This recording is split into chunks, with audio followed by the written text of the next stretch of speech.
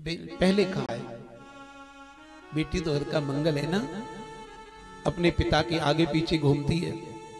पिता के सर में दर्द हो जाए, पैर में दर्द हो जाए, बुखार आ जाए, बेटा पानी के लिए पूछेगा, सर में दवा नहीं लगाएगा, पास में नहीं बैठेगा। लेकिन बेटी को पता चल जाए, वो बेटी पास में बैठ जाती है, सर दबाने लग जाती है, बाम लगाने लग जाती है ना। माँ को डांटती है, माँ तू मेरे पापा का ख्याल नहीं रखती है। पिता को डांट देती है, आप छुट्टी कर लो, आप कहीं नहीं जाओगे, आपको सर्दी लगी, आपकी तबीयत ठीक नहीं है, मैं आपको कहीं नहीं जाने दूंगी। पास में बैठ जाती है। उस समय पिता को लगता है कि ये मेरी बेटी नहीं है, ये मेरी मां बन करके आई है, मुझे मां का जैसा सुख दे रही है, मेरे सिर को दबा रही है, मुझे पानी दे रही है, मुझे दवा दे रही है। और बेटा पूछता तक भी नहीं है, सुनता तक भी नहीं है। बताइए, पिता को थोड़ा सा भी कष्ट में देख ले तो बेचारी परेशान हो जाती है। और पिता भी बेटी से बहुत प्रेम करता है, अपनी बेटी को सब बात बता देता है, सब बता देता है। मेरी बेटी की तरक्की हो, मेरी बेटी की उन्नति हो, उसे बड़ा अच्छा लगता है, बड़ा अच्छा लगता है।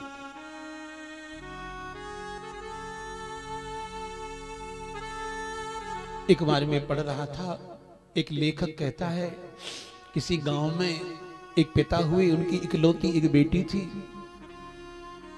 पत्नी मर गई थी।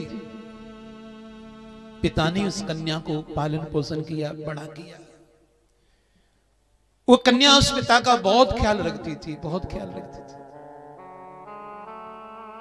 जब उसकी शादी हुई तो पिता रोने लग गया, आंखों में आंसू आ गए, फूट फूट के रो, मेरी बेटी जा रही है, मुझे मां का जैसा सुख देती थी, मेरे आगे पीछे घूमा करती थी। इस धरती पर ऐसा कोई बाप नहीं मिलेगा जो बेटी को विदा करते समय रोता ना हो। सीता विदा हो रही थी, जनक रो रहे थे, पार्वती विदा हो रही थी, हिमालय रो रहे थे, शकुंतला विदा हो रही थी, कण्व ऋषि रो रहे थे। बेटी को विदाई देते समय पिता रो जाता है। शादी से पहले कितनी तैयारियां, हलवाई ये मिठाई बनाना, सुनार ये गहना बनाना, टेंट वाले ऐसा टेंट लगाना, बाजार से कितने सारे सामान खरीद करके जगह जगह कार्ड बांटता है, भाग दौड़ करता है, कई दिन तक नहाता नहीं है, अपने कपड़ों का भी ख्याल नहीं, भोजन का भी ख्याल नहीं। पता नहीं कहां से उसमें इतनी ताकत आ जाती है, इतनी शक्ति आ जाती है। और जैसे उसकी बेटी विदा हो जाती है ना, सारी शक्ति चली जाती है उसकी। बेटी घर से निकली, टेंट वाले से कहता है 2 दिन मेरे पास में बताना, हलवाई से कहता है मेरे पास बताना, मैं बहुत टूट गया हूं, मुझे 2 दिन आराम करने दीजिए। उसकी सारी ताकत चली गई, उसकी सारी शक्ति चली गई। विवाह से पहले कितनी शक्ति थी, कितनी ताकत थी उसके अंदर, भाग भाग के काम करता था, सारी तैयारियों में लगा हुआ था। बेटी क्या निकली, उसकी सारी शक्ति चली गई। किसी का कोई हिसाब नहीं होगा, मुझे अकेले छोड़ दीजिए, अकेला रहूंगा। घर से रह करके अपनी बेटी की याद आती, मेरी बेटी गई, मेरे आगे पीछे घूमती थी। जब तक पिताजी बाहर से नहीं आए, भोजन नहीं करती, बार बार दरवाजे पर झांकती, माँ पापा नहीं आए, पापा नहीं आए। आ जाएंगे बेटी, तू रोटी खा ले, तू भोजन कर ले। नहीं माँ, जब वो आएंगे वे तभी खाऊंगी। कहते उस गांव में वो इकलौती बेटी, पिता ने उसको लालन पालन किया। जब वो बेटी बड़ी हो गई तो उसके लिए वर देखा और सुंदर वर मिल गया और उसका विवाह भी कर दिया। लेकिन जब वो कन्या विदा हुई तो पिता फूट फूट के रोने लग गया कि मेरी बेटी जा रही है, अब मेरा कौन ख्याल करेगा, अब मेरी कौन पास में रहेगा, मैं किससे बतलाऊंगा, किससे बात करूंगा, मेरी बेटी जा रही है। रोती रोती बेटी चली गई, पिता भी रोता रोता रह गया। लेखक कहता है ससुराल में जाकर के बेटी को कुछ दिन के बाद में एक सांप ने डस लिया और वो मर गई। नाग के काटने से वो बेटी मर गई और उसके पिता को पता चला तो पिता तो बावरा हो गया, पागल हो गया। रात दिन अपनी बेटी को याद करके रोता रहता है, डगराता रहता है, विलाप करता रहता है। एक रात रोते रोते सो गया और सोते समय कहते हैं उस बाप को सपना आया और सपने में वो देख रहा है कि स्वर्ग में दीपावली हो रही है। वो देख रहा है कि स्वर्ग में दीपावली मन रही है और बहुत सारी कन्याएं दीप प्रज्वलित कर रही हैं और सबके दीप जल रहे हैं और उन कन्याओं में इसकी भी बेटी है, लेकिन इसकी बेटी दीपक जलाती है और उसका दीपक बुझ जाता है। जलाती है और बुझ जाता है, जलाती है और बुझ जाता है। सपना देख रहा था, सपने में फूट फूट करके रोने लग गया और रोते रोते अपनी बेटी से पूछने लग गया, बेटी इन सबके दीपक जल रहे हैं, तेरा दीपक क्यों बुझ जाता है, क्या बात है? सपने में बेटी ने कह दिया, पिताजी आप मेरे लिए इतना रोते हो कि आपका आंसू स्वर्ग में आकर के मेरे दीपक को बुझा देता है।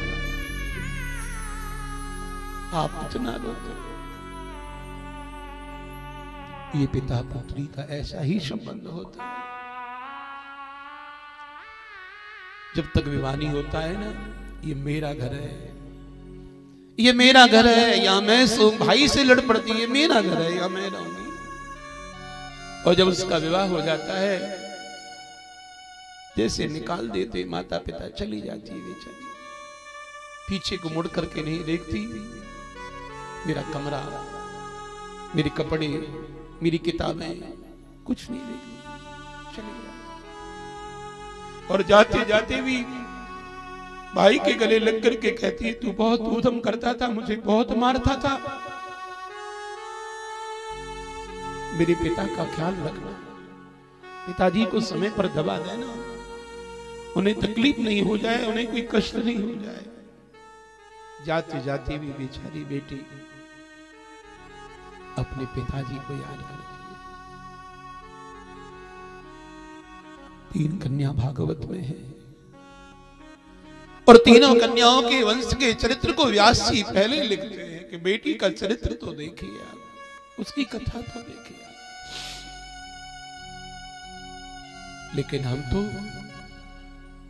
बेटी का गर्भ में परीक्षण करा लेते हैं और कहते हैं, डॉक्टर यदि बेटा है तो मैं तुझे इनाम दूंगी, और बेटी है ना तो तेजाब डाल के काट के उसको बाहर निकाल दे। मुझे बेटा चाहिए, बेटी नहीं चाहिए। भागवत कहती इस आदमी ने बहुत बड़ी हत्या करा दी है, इस स्त्री ने बहुत बड़ी हत्या करा दी है। जीव की हत्या करा रही है, कन्या की हत्या करा रही है। भगवान धरती पर राधा को भेज रहे हैं, सीता को भेज रहे हैं, रुक्मणी को भेज रहे हैं। परमात्मा पता नहीं उस कन्या से क्या करवाना चाहते हैं, लेकिन उसके माता पिता ने उसको धरती पर आने ही नहीं दिया, समाप्त कर दिया।